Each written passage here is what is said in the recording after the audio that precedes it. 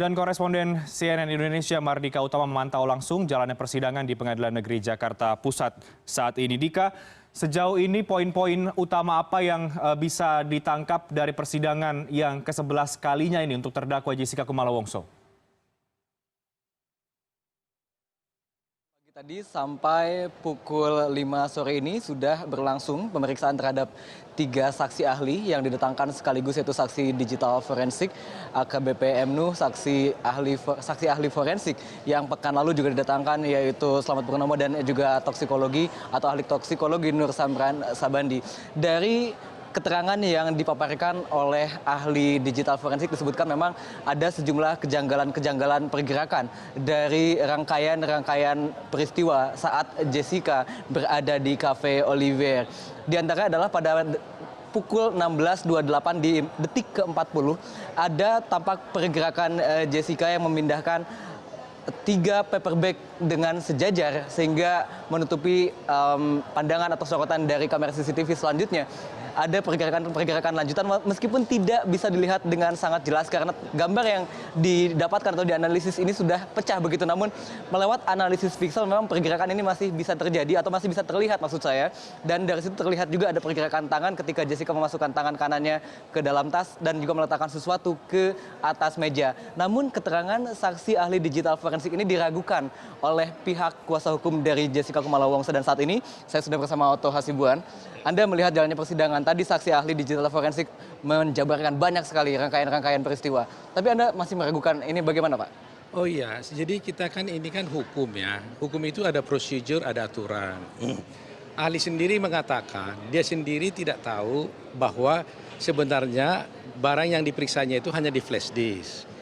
Sedangkan dia mengatakan seharusnya data itu ada di hard disk yang diambil dari DVR. Dia bilang ke tadi seharusnya bahwa yang harus diambil itu harus ke DVR-nya. Ya kan, diambil dari DVR, masuk ke flash disk, baru diserahkan ke dia, itu kan. Nah ternyata ini yang diberikan pada dia hanya flash disk. Nah dari mana asal usulnya flash disk ini? Dia sendiri nggak bisa jelasin. Jadi Anda menduga ini ada editing atau penyuntingan begitu dari video yang dianalisis? Segala kemungkinan bisa terjadi. Karena saya tanya jaksa, Anda ada nggak berita acara pengambilan dari DVD langsung ke flash disk? Dia bilang nggak ada berita acara. Loh, semua orang tahu kan aturannya, kalau ada dipindahkan ada berita acara gitu loh. Nah, jadi ini membuat kita menjadi ragu kan gitu. Jadi kalau sudah ditransfer, sudah tidak asli lagi, segala kemungkinan bisa terjadi. Hakim sendiri mengatakan 2 minggu yang lalu, jangan putar loh yang tidak asli, yang asli doh. Gitu.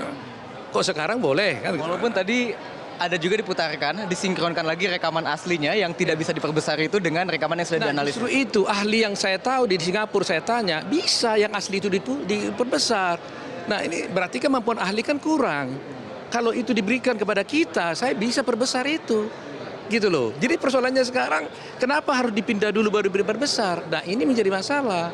Oh, tuh tadi selama keterangan dari saksi ahli baik dari digital forensik, ahli forensik, dan juga saksi toksikologi juga tampak Jessica ini beberapa kali tampak berdiskusi walaupun dia tampak berusaha tenang. Sebenarnya apa saja sih yang ditanyakan dan bagaimana ia menghadapi persidangan di hari ini? Kalau yang tadi itu dia nggak ada masalah. Dia memang 2 hari ini kan kecewa. Kan kemarin kan dia sakit.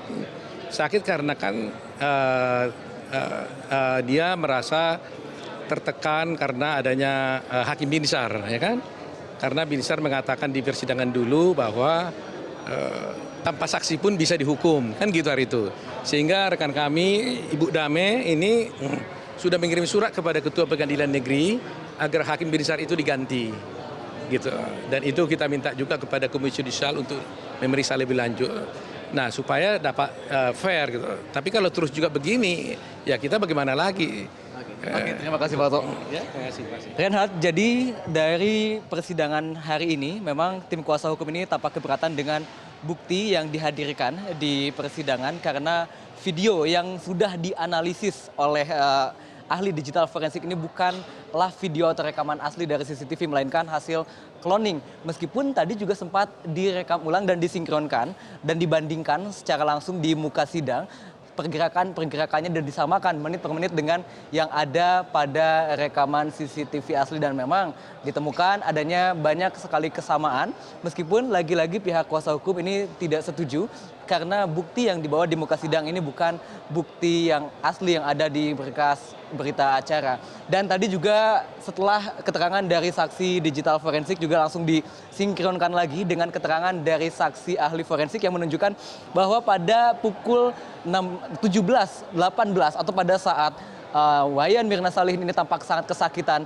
mengibas-ngibaskan mulutnya karena tampak kepanasan, ini juga sinkron dengan ciri-ciri menurut ahli forensik terhadap orang yang mengalami keracunan sianida karena adanya terbakar begitu pada rongga mulut sampai ke lambung. Dan ini sesuai dengan 5 hal yang menguatkan diagnosa di ahli forensik, yaitu diantaranya adalah ketika seseorang yang tadinya sehat walafiat tiba-tiba menjadi sakit, lalu ditemukan adanya bukti yang sama pada tubuh dengan bukti yang ada pada tempat kejadian perkara atau pada gelas kopi es Vietnam yang diminum oleh Wayan Mirna Salihin. Dan menurut saksi ahli toksikologi, perkiraan 20 mili satu sedot yang disedot oleh Wayan Mirna Salihin ini mendapati sekitar 0,2 mg racun sianida di dalam lambung Wayan Mirna Salihin. Dan lagi-lagi ini juga dibantah oleh pihak kuasa hukum karena menilai mengapa hanya lambung dan empedu dan hati saja yang dijadikan sampel.